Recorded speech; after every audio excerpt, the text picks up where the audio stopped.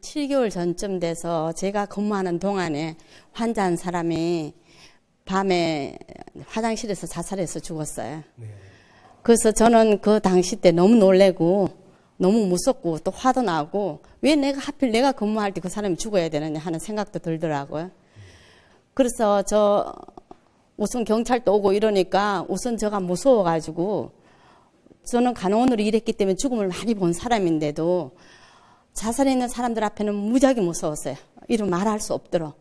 그래서 저는 거기서 제가 만약에 불문에 대해서 조금 더 알면은 그 상태에서 조금 더 유연하게 아니면은 자연스럽다 그럴까 그렇게 받아들일 수 있는데 그렇게 못 받아들이는 제가 참 좀 어려웠다 그럴까요? 그래서 저는 그 당시 때 간호원으로 직업으로 일하면서도 제가 죽음을 받아들인 걸 어떻게 받아들여야 하는 그 의문이 제가 그 근무를 끝나고 난 뒤에도 계속 지금까지 간직하고 있습니다. 그래서 저 입장에서 죽음을 어떻게 받아들여야 되나 직업인으로서 그걸 여쭈고 싶었습니다. 박수 한번 부탁드릴게요.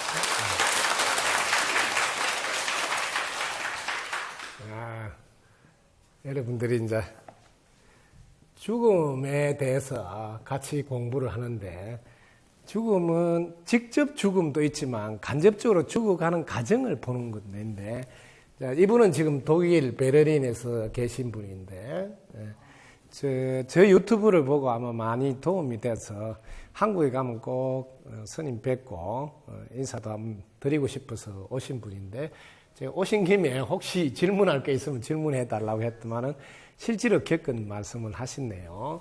본인이 독일에서 지금 간호원으로 간호사죠, 간호사.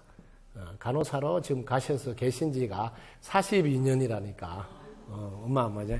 그러니까 간호사로서 42년이면 뭐 누말 따라 산전수전 다 겪었다 해도 되는데 많은 분들을 돌아가신 거를 뭐 보고 또 하고 했었는데 여기에 어떤 분 잘 보라고 내가 근무하고 있는 시간에 자살이 일어났다. 이러다 보니까 그냥 편안하게 돌아가시는 분을 뵐 때 하고 내가 근무하는 중에 이런 책임의식이라는 게 같이 맞물려 있어가 훨씬 더 당황했다. 또 책임 소재, 추궁 이런 것도 염려되고 이러다 보니까 간호사를 내가 40년 넘게 이렇게 했는데도 정말 죽음을 많이 봤는데도 왜 이렇지 내 마음이 그러면서 이런 거 보고도 내 마음이 여여해질 수 있도록 일찍이 불문에 들어서 공부를 해둘 걸 하는 그런 마음도 생기고 지금이라도 이런 마음을 제대로 배워서 앞으로 이런 일이 또 안 닥치라는 말은 없거든요. 그럴 때 잘 대처할 수 있기를 안내 바란다. 이런 이야기가 아마 질문의 요지일 것 같아요. 자, 이 자살에 대해서 먼저 공부를 한번 합시다. 인생은 전화이복이라 해서 뒤집으라는 게 전자예요. 뒤집을 전자예요. 이거 한번 뒤집어 볼까요? 어떻게 될까요? 살자로 바뀝니다. 여러분이 살자 하면 되는데 살자를 못 해가. 왜 살자가 안 나오느냐 하면 이 세상은 본인의 노력도 중요하지만 주위의 도움과 함께 굴러갑니다. 그래서 인과 연애에서 생긴다. 이분이 본인의 노력을 안 한 게 아니에요. 근데 본인이 정말 소통할 수 있는 한 분이 안 계시는 거예요. 본인의 노력과 주위의 도움이 맞물려서 이 세상이 굴러가는데 본인의 노력은 있는데 주위의 도움이 없다고요. 소통할 수 있는 한 분. 옆에 간호사도 있고, 의사도 있고, 간병인도 있고, 이런 소통할 수 있는 한 분. 이게 없으면 사실은 동굴 속에 캄캄한 데 갇혀 있는 기분이에요.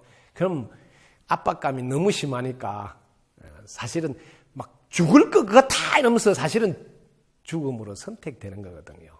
그래서 우리가 이 자살을 우리나라도 자살률 1위라고 지금 6년째 이렇게 금메달을 딴다고 그러는데 여기에 저도 많이 상담을 받아봐서 아는데 이분들 공통점이 딱 자기하고 속에 있는 이야기를 할 수 있는 한 분이 안 계신다는 거예요. 그래서 이 접근을 우리 사회에서 지금 뭐 자살률을 좀 낮추고 이런 혹은 뭐 소통하고 뭐 이런 이야기만 하지 1대1로 이 한 사람이 소통할 수 있는 한 사람이 있는지 체크하는 게 정말 중요해요. 마찬가지로 간호사가 따뜻하게 환자와 1대1로 속마음까지 소통이 안 되고 있었구나를 먼저 돌아보는 게 제일 중요합니다. 그래 앞으로도 우리 병원 널리 다른 병원에도 환자가 자살하는 일은 안 생긴다. 자기 이야기 들어줄 수 있는 한 분이 안 계셔서 이런 막다른 생각을 하게 됩니다. 그래서 제일 먼저 내 잘못이구나. 내라도 한 분 한 분 정말 그 속 깊이 따뜻하게 해줄 수 있는 보살 같은 마음, 혹은 뭐 연세가 좀 많다면 내 친정 어머니다 하는 마음으로 앞으로는 간호를 해야 되겠다 하는 이런 마음이 아마 생겨야 되겠다. 이번 계기로. 그래서 이번이 오히려 내 인생에서 걸림돌이 아니라 디딤돌로 삼아서 이 계기로 환자 한 분 한 분 다가가서 속에서 정말 하고 싶은 이야기를 들어줄 수 있는 것부터 이번 계기로 할 수 있으면 참 좋겠다. 그 다음에 지금 막상 일어났을 때는 죽음에 대해서 공부를 잘 해두세요. 죽으면 끝이 아니다는 것을 이걸 평소시에도 고통받는 환자들한테 안내해 줄 필요도 있습니다. 죽음은 연장선이다는 거예요. 연장선. 즉 지금 우리 입장에서 보서 죽음이지 하늘나라 입장에서 보면 새로 태어난 거예요. 우리는 죽었다고 단어를 쓰지만 이게 우리에게는 죽음이 이쪽에서는 사는 생이에요. 생. 다시 태어남이거든요. 호는 영혼이랄 때 호는 하늘을 올라가서 신이 되고 백은 땅으로 가서 귀가 된다 이런 이야기 들어봤을 거예요. 어떤 가르침도 죽으면 끝난다 이런 가르침 없습니다.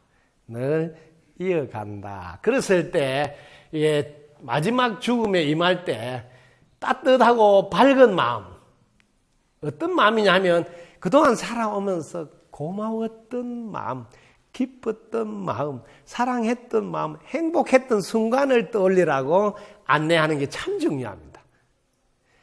행복했던 순간을 떠올리는 그 순간의 마음으로 싹 생을 마감한다면 그 마음이 마지막 시입니다. 마지막 시. 이거를 유식에서는 재생연결식입니다. 재생은 다시 생이 이어지느냐 연결식이라 그럽니다.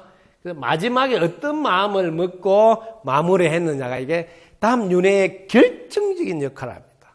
이거 꼭 알아둬. 재생연결식. 근데 마지막에 괘씸한 놈 네가 그럴 수 있냐 이런 마음으로 해버리면 이건 어마어마한 일이 생기는 거거든요.